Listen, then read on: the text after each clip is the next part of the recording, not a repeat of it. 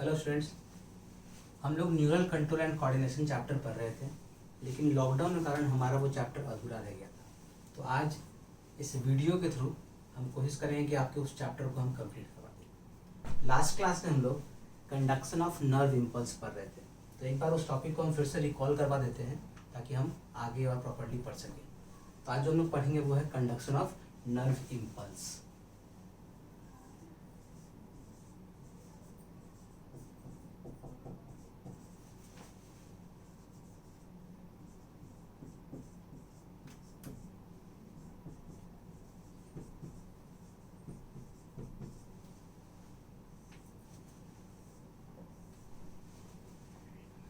Conduction of nerve impulse.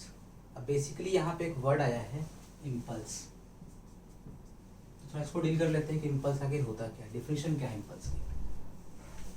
देखेंगे हम लोग इम्पल्स को अगर डिफाइन करना चाहें हम, इम्पल्स आखिर है क्या, तो हम कह सकते हैं इट इज अ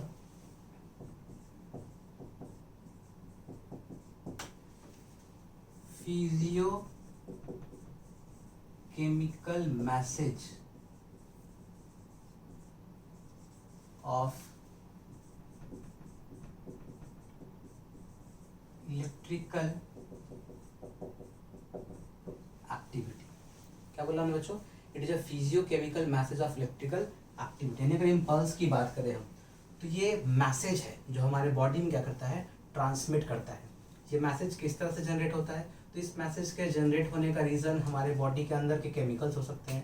केमिकल्स यानी कि एंजाइम्स, हार्मोन्स, कुछ भी हो सकता है, या एक्सटर्नल फैक्टर, कुछ फिजिकल फैक्टर हो सकते हैं, जैसे कि हॉटनेस, कोल्डनेस, कुछ भी हो सकता है, जिस कारण हमारे बॉडी में क्या मैसेज जनरेट होता है, जिसे हमारे बॉडी में नर्व्स के थ्रू ब्रेन तक या ब्रेन से हमारे बाकी ऑर्गन्स तक पहुंचाया जाता है, जिसके अकॉर्डिंग हमारा बॉडी क्या करता है, फिर रिएक्ट करता है। अब ये जो मैसेज है ये हमारे बॉडी में एक ऑर्गन से दूसरे ऑर्गन तक, एक नर्व से दूसरे नर्व तक या ब्रेन तक किस फॉर्म में ट्रांसमिट होता है? तो ये बेसिकली इलेक्ट्रिसिटी के फॉर्म में ट्रांसमिट होता है। यानी जो हमारा इम्पल्स है वो है क्या, कह सकते हैं वो इलेक्ट्रिकल एक्टिविटी है, वो इलेक्ट्रिक करंट के थ्रू क्या करता है, हमारे बॉडी में फ्लो करता है। क्लियर? अब इलेक्ट्रिसिटी के बारे में हमने पढ़ रखा है, इलेक्ट्रिसिटी होता क्या है। तो the rate of flow of charge is called electric current, या कह सकते हैं charge in motion constituent electric current. मतलब जब भी कोई चार्ज मोशन में होगा तो क्या जनरेट करेगा, इलेक्ट्रिक करंट जनरेट करेगा। तो अगर हमारे बॉडी में इम्पल्स जनरेट हो रहा है, हमारे बॉडी में एक्शन पोटेंशियल जनरेट हो रहा है, तो ऑब्वियस सी बात है हमारे बॉडी में क्या जनरेट होता होगा, इलेक्ट्रिक करंट जनरेट होता होगा। यानी हमारे बॉडी में आयंस का मोशन होता होगा, जिस कारण से क्या होते हैं, इम्पल्स जनरेट होते हैं। तो वो थोड़ा पढ़ेंगे हम लोग, उससे पहले कुछ समझ लेते हैं थोड़ा सा पॉइंट। जैसे कि अगर हम बात कर रहे हैं इम्पल्स की, कि हमारे बॉडी में इम्पल्स ट्रांसमिट होता है न्यूरॉन्स में, हमारे नर्व्स में, तो वो जो इम्पल्स है कहाँ से ट्रांसमिट होता है, मतलब न्यूरॉन्स के अंदर उसके साइटोप्लाज्म से ट्रांसमिट कर रहा है, कहाँ से कर रहा है?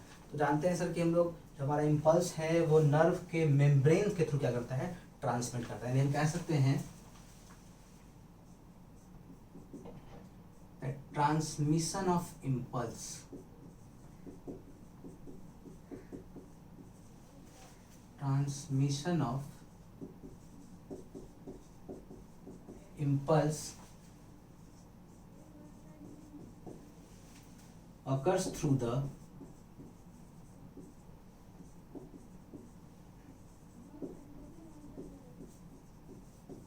membrane of neuron। कंफ्यूजन, यानी कि हमारा जब भी इम्पल्स फ्लो करेगा तो कैसे फ्लो करता है, उसके ऊपर के मेम्ब्रेन के थ्रू क्या करता है, फ्लो करता है। अब आते हैं चार्ज को फ्लो करवाना, उसके लिए कुछ आयंस होने चाहिए, कंडीशन होने चाहिए। तो नॉर्मली हम पढ़ते हैं पहले रेस्टिंग पोटेंशियल के बारे में। रेस्टिंग पोटेंशियल मतलब, रेस्टिंग पोटेंशियल का मतलब क्या हो गया बच्चा?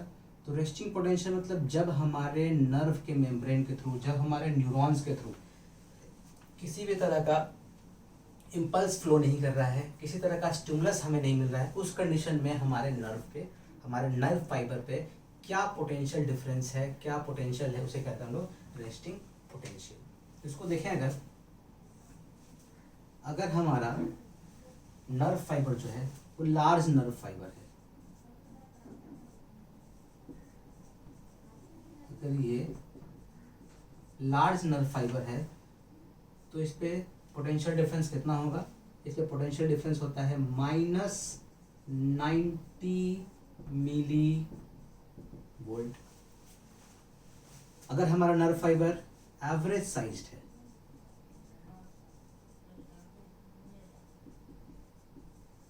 अगर एवरेज साइज नर्व फाइबर है तो इसके ऊपर पोटेंशियल डिफरेंस कितना होगा? तो वो होगा -70 मिली वोल्ट।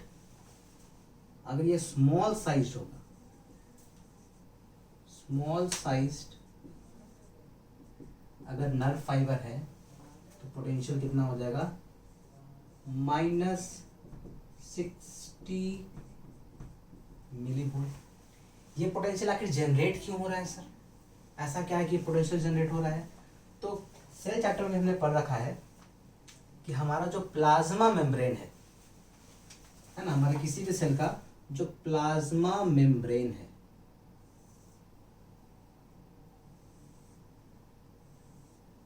उस मेम्ब्रेन के आउटर लेयर पे पॉजिटिव चार्ज है।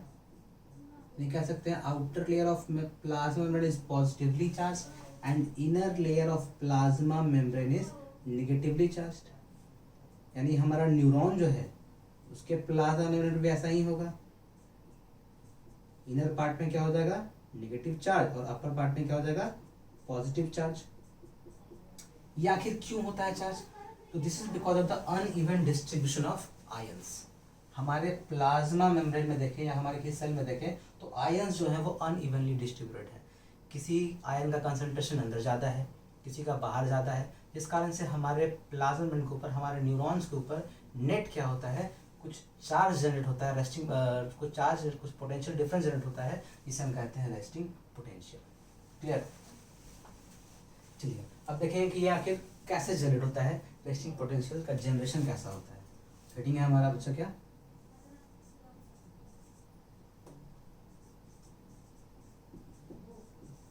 Generation of resting potential. यानी ये जो -90 मिली वोल्ट है, बेसिकली इसकी बात करेंगे, लार्ज नर्व की बात करेंगे, या फिर कैसे जनरेट हो रहा है इसकी बात करेंगे, जनरेशन ऑफ रेस्टिंग पोटेंशियल। इसके लिए कुछ समझना होगा। देखिएगा, हमने कहा कि हमारे न्यूरॉन्स के अंदर आयंस हैं, सोडियम होगा, पोटेशियम होगा, क्लोरीन होगा। तो देखेंगे उसका कंसंट्रेशन क्या है, उसका डिफ्यूजन पोटेंशियल क्या है। तो पहले हम देखते हैं सोडियम का diffusion potential, Na+ diffusion potential. Na+ का डिफ्यूजन पोटेंशियल क्या है, ध्यान दीजिएगा। तो हमारे न्यूरॉन्स के अंदर अगर देखें, ये मेरा न्यूरॉन है, इसको देख रहे हैं अगर, तो बेसिकली हमारे न्यूरॉन्स के अंदर 14 मिली इक्विवेलेंट सोडियम आयन क्या होता है? प्रेजेंट होता है। और न्यूरॉन के बाहर 142 मिली इक्विवेलेंट सोडियम प्रेजेंट होता है। हमने पढ़ रखा है कि किसी भी चीज़ का फ्लो कैसे होता है, तो higher concentration to lower concentration, जिस कारण से जो सोडियम है वो बाहर से कहाँ चलाएगा? अंदर चलाएगा। यानी कि Na+ सोडियम पॉजिटिव आयन अगर न्यूरॉन के अंदर आएगा तो क्या होगा इससे बच्चा? इस पर पॉजिटिविटी क्रिएट होगी, है ना। तो इस पर एक पोटेंशियल डिफरेंस क्रिएट हो जाएगा। वो कितना होगा? तो दैट इज +61 मिली वोल्ट। यानी कि सोडियम के अंदर आने के कारण न्यूरॉन्स पे जो चार्ज जनरेट होगा, पोटेंशियल डिफरेंस क्रिएट होगा, वो कितना हो जाएगा? +61 मिली वोल्ट। दूसरा देखते हैं पोटेशियम का, potassium diffusion potential, potassium diffusion potential. फिर देखिए, अगर ये बेसिकली हमारा न्यूरॉन है, अगर अगर ये हमारा न्यूरॉन है तो पोटेशियम का अगर कंसंट्रेशन देखें हम तो के प्लस आयन का जो कंसंट्रेशन है न्यूरॉन के अंदर वो होता है 140 मिली इक्विवेलेंट और बाहर कितना होता है 4 मिली इक्विवेलेंट। यानी यहाँ देख रहे हैं पोटेशियम अंदर जाता है बाहर कम है, तो फिर यहाँ पोटेशियम कहाँ जाएगा, अंदर से बाहर की ओर जाएगा। अब यहाँ क्या देख रहे हैं कि जो पॉजिटिव आयन है वो न्यूरॉन से बाहर निकल रहा है। अगर पॉजिटिव आयन न्यूरॉन से बाहर निकलेगा तो क्या होगा, इस पे पॉजिटिविटी घटेगी, नेगेटिविटी क्या होगी, बढ़ेगी। इस पे जो पोटेंशियल डिफरेंस क्रिएट होता है दैट इज -94 मिली वोल्ट। यानी ये है मेरा सोडियम डिफरेंस पोटेंशियल, यानी कि सोडियम के मूवमेंट के कारण कितना क्रिएट होता है +61 मिली वोल्ट। ये हमारा पोटेशियम डिफ्यूजन पोटेंशियल यानी पोटेशियम के मूवमेंट के कारण कितना होता है -94 मिली वोल्ट। अगर इन दोनों को साथ में देखें हम तो देखिएगा जरा, सॉल्व करते हैं, होप आपने लिख लिया होगा।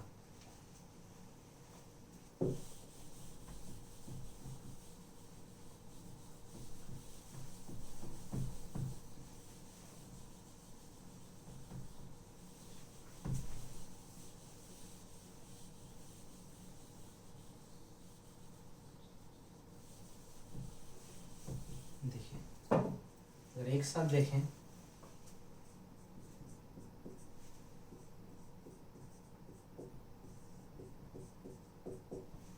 Sodium and potassium diffusion potential,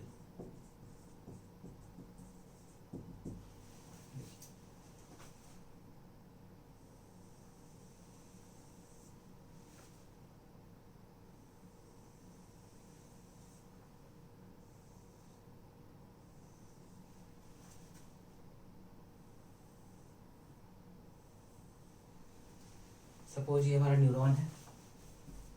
अगर पोटेशियम को देखें तो न्यूरॉन के अंदर पोटेशियम का कॉन्सेंट्रेशन कितना है, तो 140 मिली इक्विवेलेंट। बाहर कितना है 4 मिली इक्विवेलेंट, किसका है, पोटेशियम आयन का। वही अगर सोडियम का देख रहे हैं तो अंदर कितना है 14 मिली इक्विवेलेंट और बाहर कितना है 142 मिली इक्विवेलेंट Na+। यानी यहाँ जो पोटेशियम है वो आउटसाइड जा रहा है और जो सोडियम है वो इनसाइड आ रहा है। पोटेशियम के बाहर जाने के कारण जो हमारा पोटेंशियल डिफरेंस क्रिएट हो रहा है दैट इज -94 मिली वोल्ट, और सोडियम के अंदर आने के कारण जो पोटेंशियल डिफरेंस क्रिएट हो रहा है दैट इज +61 मिली वोल्ट। अगर इन दोनों को साथ में देखते हैं, दोनों को प्लस किया जाए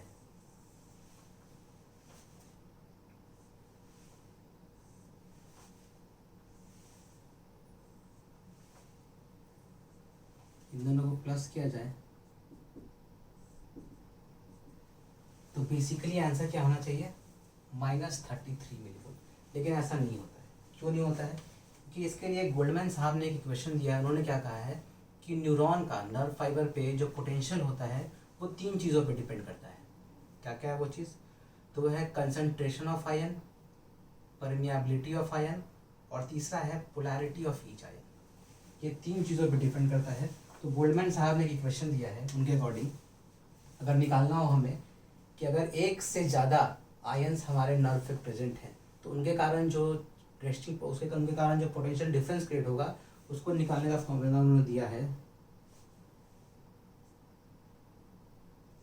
-61 log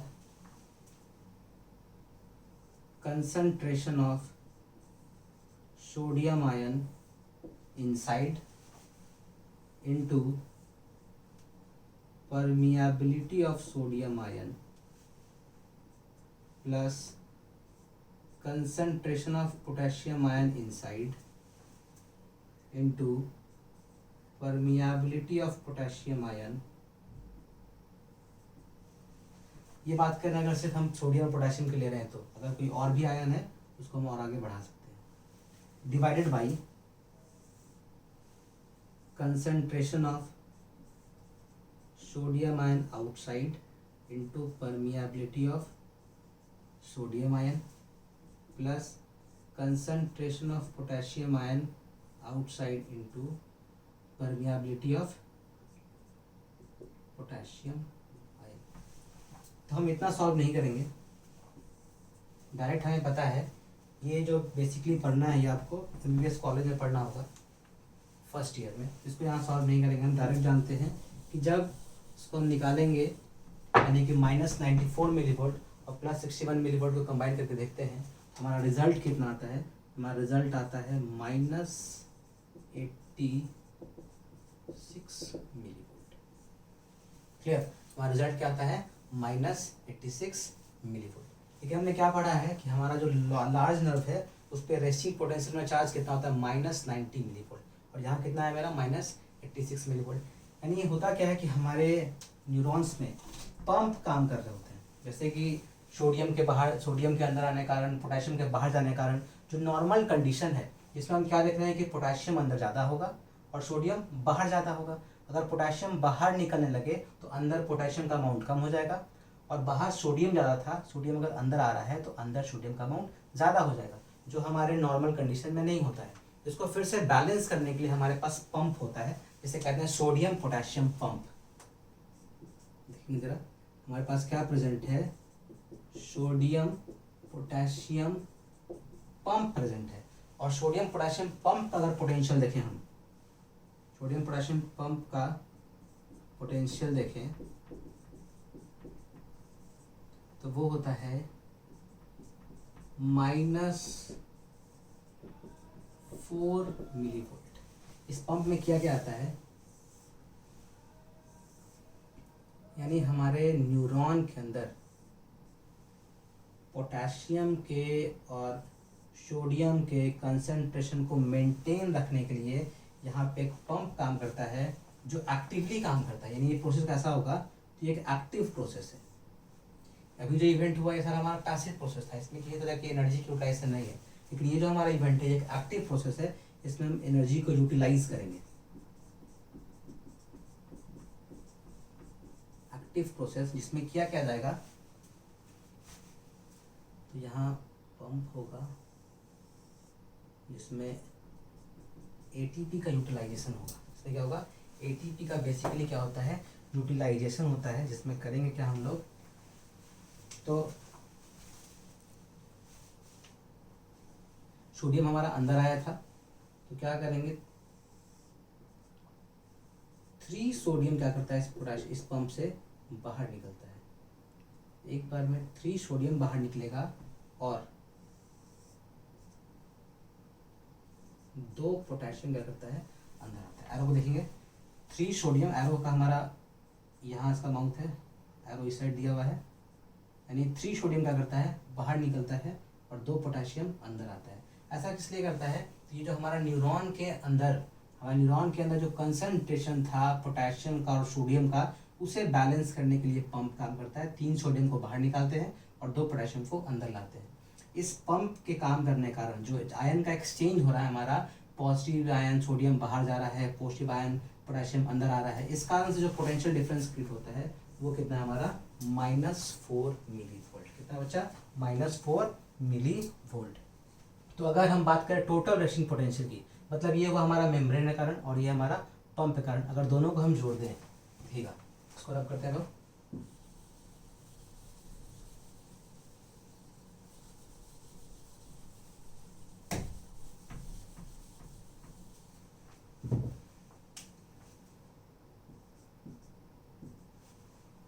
अगर हम बात करते हैं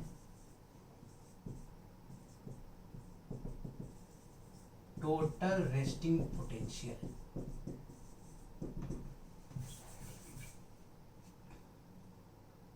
ये रहा हमारा न्यूरॉन,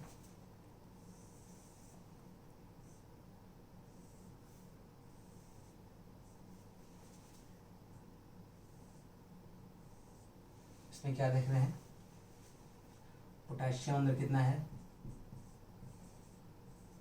140 मिली इक्विवेलेंट, बाहर कितना है 4 मिली इक्विवेलेंट। पोटेशियम कहाँ जा रहा है बाहर, के plus ion moves outside. Sodium की बात करते हैं, अंदर कितना है 14 मिली इक्विवेलेंट, बाहर कितना है 142 मिली इक्विवेलेंट। सोडियम कहाँ आ रहा है बाहर से अंदर की ओर, क्लियर।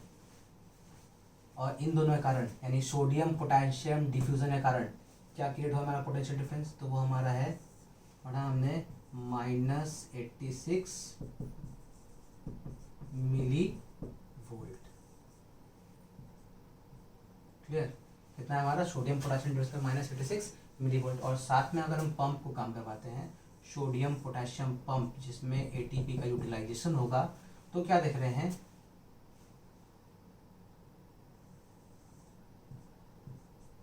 एक बार में 2 पोटेशियम अंदर आ रहा है और 3Na+ बाहर जा रहा है। 2 K+ अंदर आ रहा है, 3Na+ बाहर जा रहा है। इस कारण से जो पोटेंशियल जनरेट हो रहा है वो कितना है हमारा, दैट इज -4 मिली वोल्ट। और इन दोनों को ऐड कर देते हैं तो कितना आ जाएगा हमारा -90 मिली वोल्ट। कंफ्यूजन इस तरह से कहते हैं कि हमारा जो लार्ज नर्व फाइबर है उसके ऊपर रेस्ट में कितना होता है, तो -90 मिली वोल्ट पोटेंशियल डिफरेंस होता है। कंफ्यूजन, चलिए सोच लीजिए आप लोग, जब मार्कर में अपना इंक भर के आते हैं।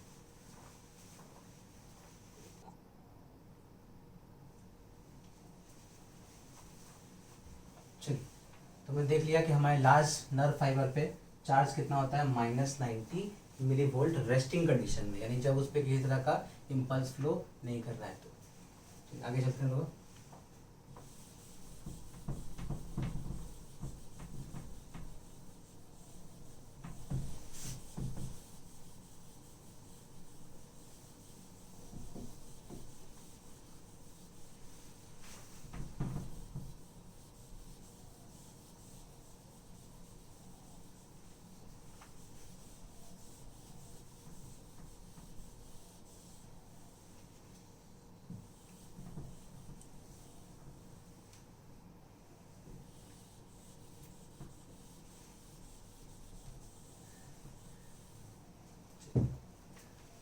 हम लिखेंगे action potential, generation of action potential, या कह सकते हैं जनरेशन ऑफ इम्पल्स कैसे जनरेट होता है। देखिए आखिर हमारे बॉडी में इम्पल्स कैसे जनरेट होता है।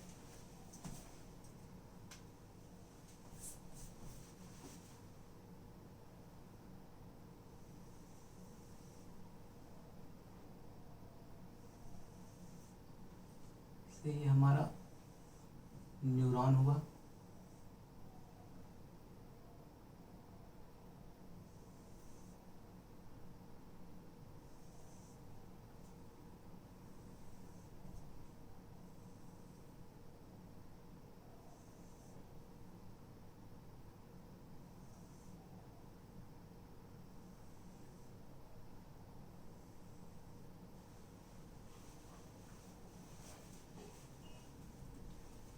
देखिए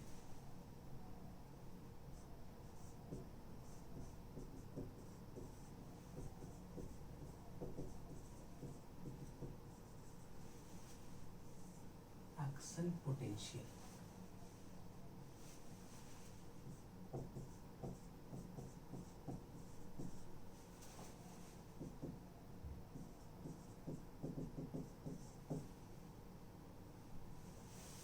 एक्शन पोटेंशियल या डीपोलराइजेशन। डीपोलराइजेशन कहने का मतलब क्या है, अभी जस्ट पढ़े हम लोग कि हमारा जो न्यूरॉन होगा या नॉर्मली जो हमारा प्लाज्मा मेम्ब्रेन होगा उसके ऊपर क्या प्रेजेंट होगा, पॉजिटिव चार्ज, और नीचे क्या होगा नेगेटिव चार्ज। सेम होगा पूरे बॉडी पे, यहाँ भी होगा नेगेटिव नेगेटिव नेगेटिव और पॉजिटिव चार्ज होगा। यानी हमारा जो प्लाज्मा मेम्ब्रेन है यानी हमारे जो न्यूरॉन्स है कैसे है, पोलर है। क्या मतलब इसके आउटर लेयर पे पॉजिटिव चार्ज है, इनर लेयर पे नेगेटिव चार्ज है, दोनों पे चार्ज का डिफरेंस है, दोनों पे अलग अलग चार्ज प्रेजेंट है, यानी ये कैसा है हमारा पोलराइज्ड है। क्लियर, ध्यान दीजिएगा। जैसे ही हमारे न्यूरॉन को स्टिमुलस मिलता है,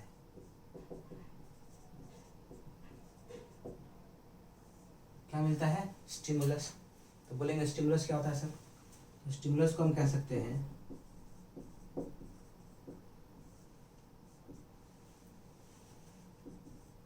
any factor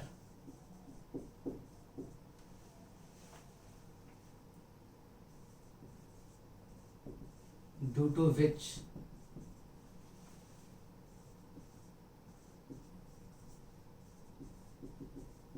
an organism respond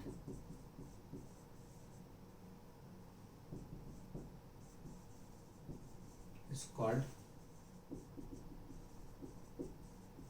stimulus.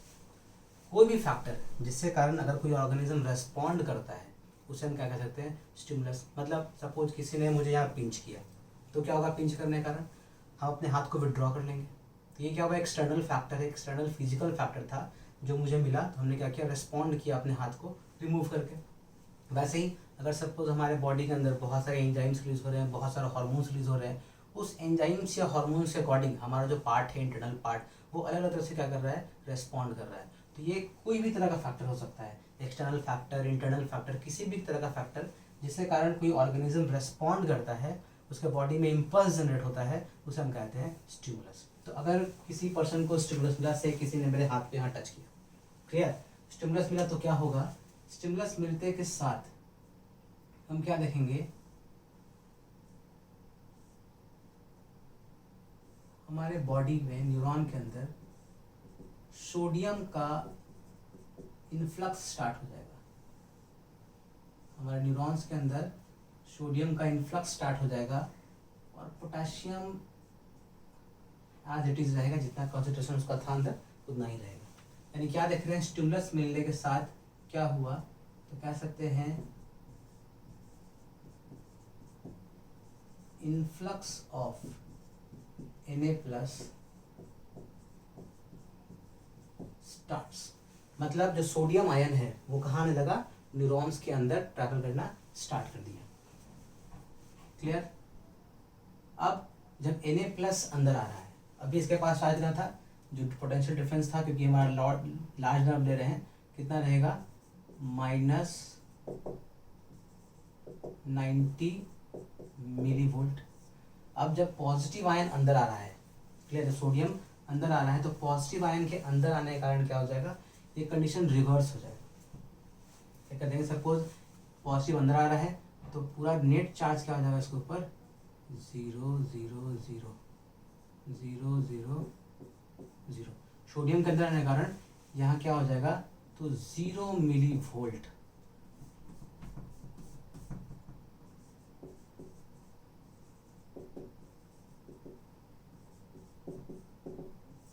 Potential difference कितना हो गया? 0 मिलीवोल्ट। किसके कारण से? सोडियम के अंदर आने के कारण। क्या देख रहे हैं? Na+ आयन अंदर आ रहा है, जिसके कारण पोटेंशियल डिफरेंस कितना हो गया मेरा? 0। पहले कितने पे था? -90 मिलीवोल्ट पे, लेकिन चूंकि पॉजिटिव आयन अंदर आ रहा है तो पॉजिटिविटी अंदर की ओर आ रही है, इस कारण से क्या हो जाएगा? 0 मिलीवोल्ट। इसी कारण से कहते हैं डीपोलराइजेशन। हमारा जो न्यूरॉन था, हमारा जो नर्व था, पहले पोलर था, मतलब उसके ऊपर क्या था? पॉजिटिव चार्ज था, नीचे क्या था? नेगेटिव चार्ज था। लेकिन अब ये क्या हो रहा है? अपने पोलैरिटी को लूज कर रहा है, ऊपर से पॉजिटिव आयन अंदर आ रहे हैं, तो क्या हो रहा है? ये डीपोलराइज हो रहा है। इसमें क्या हो रहा है? एक्शन पोटेंशियल जनरेट कर रहा है, इसमें क्या हो रहा है? इम्पल्स जनरेट हो रहा है। क्लियर? यानी क्या कहते हैं? इन्फ्लक्स ऑफ सोडियम हुआ था, यहाँ क्या देख रहे हैं? केस क्या है हमारा? तो 0 होने के बाद भी जो सोडियम का इन्फ्लक्स है वो कंटिन्यूज रहता है। Influx of sodium ion remains continue. क्या सोडियम आयन अभी भी अंदर आ रहे हैं? तो अब इसके बाद जब सोडियम अंदर आयन अंदर आए, सोडियम अंदर आएगा, यानी 0 हो चुका है, उसके बाद जब सोडियम अंदर आ रहा है तो क्या करेगा? तो ये न्यूरॉन को पॉजिटिवली चार्ज कर देगा। पहले -90 मिली वोल्ट पे था, ये कितने पे, 0 पे आया। अब सपोज ऐसा कंडीशन आ गया है कि इस पे चार्ज कितना हो गया, +35 मिली वोल्ट। कितना आ गया, +35 मिली वोल्ट। यानी कुछ दूर कह सकते हैं कि ऊपर क्या चला गया, नेगेटिव, नीचे आ गया है पॉजिटिव। चार्ज कितना आ चुका है,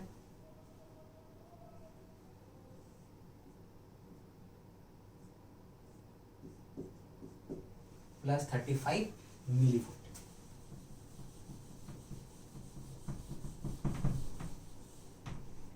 तो जो इन्फ्लक्स ऑफ सोडियम कंटिन्यू होता है, कब तक कंटिन्यू रहता है, तो influx of sodium remains continue until it reaches the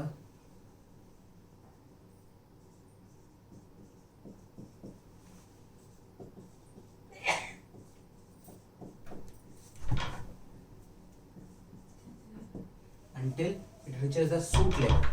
suit level क्या है बच्चा, सूट लेवल है हमारा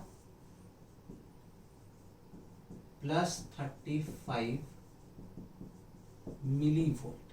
क्लियर। जब तक हमारा जो पोटेंशियल है +35 मिली वोल्ट पर नहीं पहुंचता है, तब तक सोडियम क्या करता है, अंदर आते रहता है।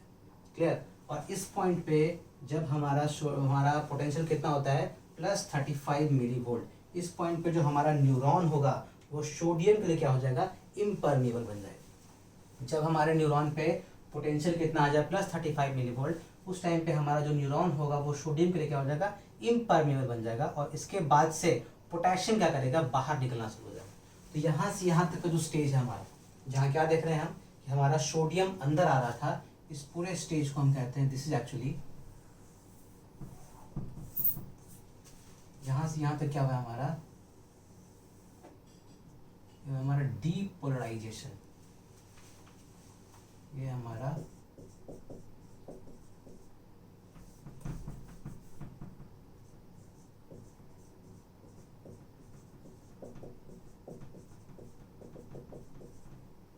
डीपोलराइजेशन, इसके कारण क्या हुआ, इम्पल्स जनरेट हुआ।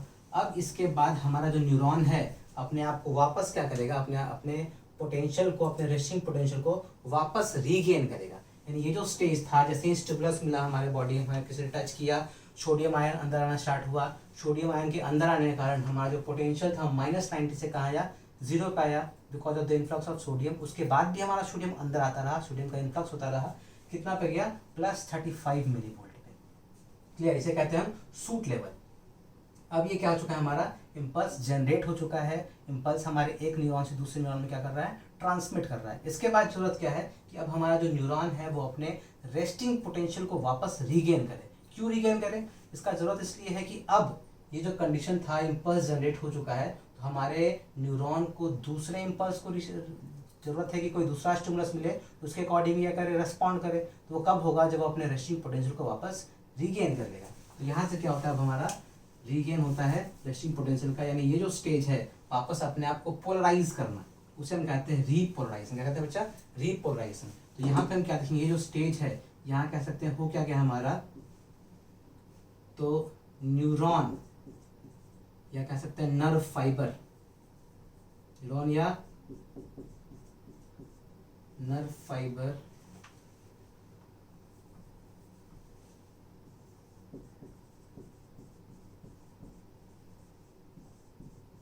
membrane of nerve fiber become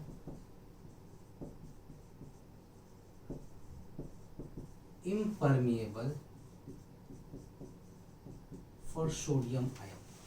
ये सोडियम पे क्या हो चुका है, इम्परमेबल हो चुका है, मतलब अब सोडियम आयन अंदर नहीं आएगा।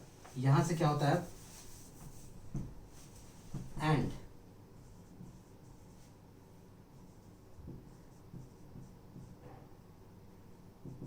highly permeable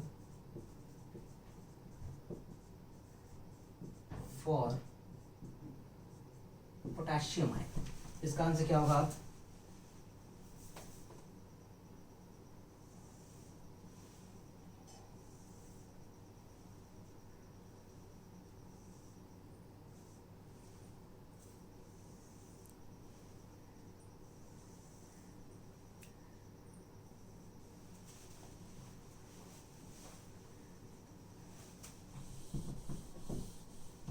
चलिए इसे देखेंगे हम लोग। देखिए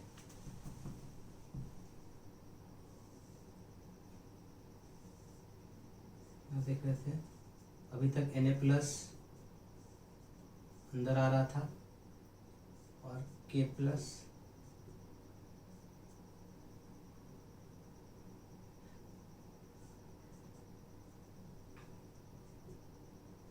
का मूवमेंट नहीं हो रहा था। चार्ज क्या देख रहे हैं, मैं आपको रिवर्स कर लिया था, कितना था +35 मिली वोल्ट। इस कंडीशन पे क्या देखा हमने, ये सोडियम का इनफ्लक्स था वो स्टॉप हो गया। ठीक है, अब यहाँ से क्या होगा, पोटेशियम का इफ्लक्स स्टार्ट हो जाएगा। क्या होगा, इफ्लक्स ऑफ पोटेशियम स्टार्ट्स। क्या कह देंगे, +35 मिली वोल्ट पे सोडियम का इनफ्लक्स बंद हो गया, लेकिन क्या स्टार्ट हो गया है, क्या देंगे हम, efflux of potassium starts. Potassium ion जो है क्या करने लगा, बाहर की ओर मूव करने लगा। This is called efflux of potassium starts. देखिएगा कितने पे था, +35 मिली वोल्ट पे, हमारा सेम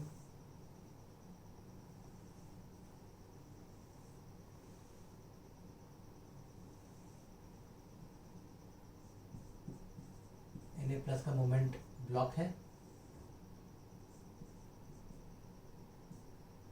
K+ बाहर की ओर निकल रहा है। क्लियर। अब पॉजिटिविटी बाहर जा रही है, यानी क्या होगा, ये फिर से क्या करेगा, +35 पे था, अब ये नेगेटिव की तरफ जाएगा। पॉजिटिव चार्ज बाहर जा रहा था, कहाँ जाएगा, नेगेटिव की तरफ। यानी +35 से नेगेटिव होते होते मतलब +35 +34 +33 ऐसे करते करते कहाँ पहुंच जाएगा, ये 0 मिली वोल्ट पे। फिर से क्या आ जाएगा, हमारे नर्व फाइबर के ऊपर कोई चार्ज नहीं होगा। ये गेन कर लिया, once again 0 millivolt. Sodium का तो ब्लॉक था, यानी क्या कह रहे हैं हम, यहां देख रहे हैं केस क्या है हमारा,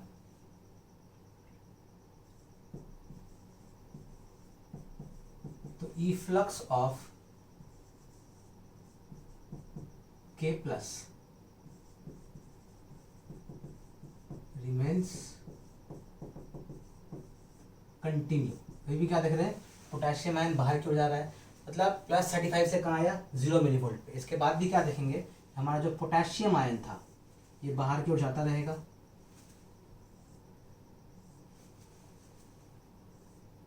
सोडियम का मूवमेंट ब्लॉक हो चुका है,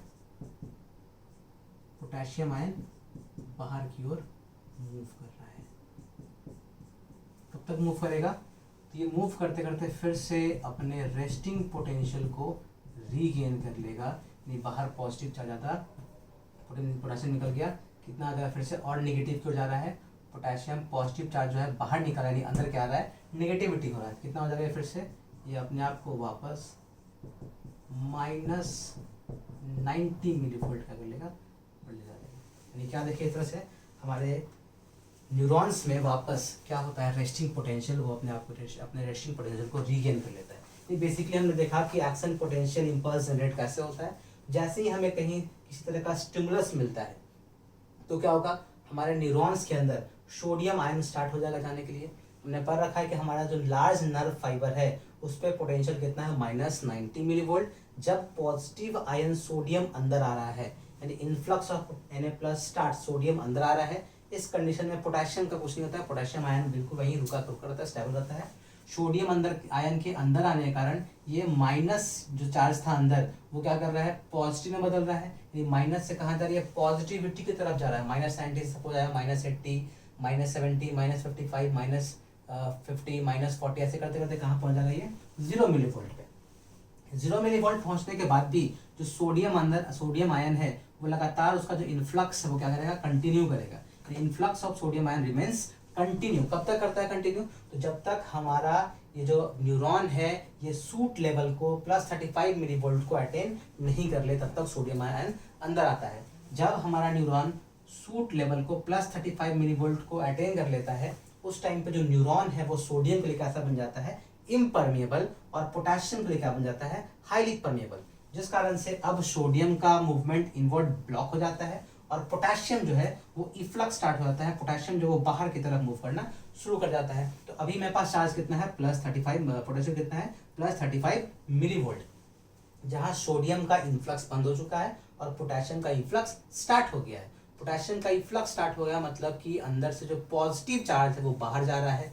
क्लियर? तो ये क्या करेगा, पॉजिटिव बाहर जा रहा है तो यानी निगेटिविटी की तरफ जा रहा है ये, यानी +35 मिलीवोल्ट से निगेटिव जाएगा, +35 से +34, 32, 30, 25 ऐसे करते करते कहाँ अटेंड कर लेगा ये, 0 मिलीवोल्ट पे। इसके बाद भी हम क्या देखेंगे कि efflux of K+ remains continue, इसके बाद भी हमारा जो पोटेशियम का इफ्लक्स है वो लगातार कंटिन्यू रहेगा। कब तक कंटिन्यू रहेगा, तो जब तक ये क्या करे, वापस अपने रेस्टिंग पोटेंशियल को अटेन नहीं कर ले, दैट इज -90 मिलीवोल्ट। यानी कि अब जो मेरा न्यूरॉन है ये फिर से प्रिपेयर है किसी दूसरे स्टिमुलस को रिसीव करके इम्पल्स को जनरेट करने के लिए।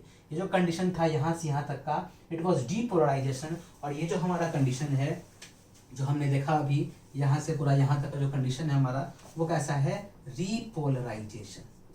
कैसा है, रीपोलराइजेशन, यानी अपने आप को वापस क्या कर रहा है, ये पोलराइज कर रहा है, इट्स कॉल्ड रीपोलराइजेशन। ऐसा केस है।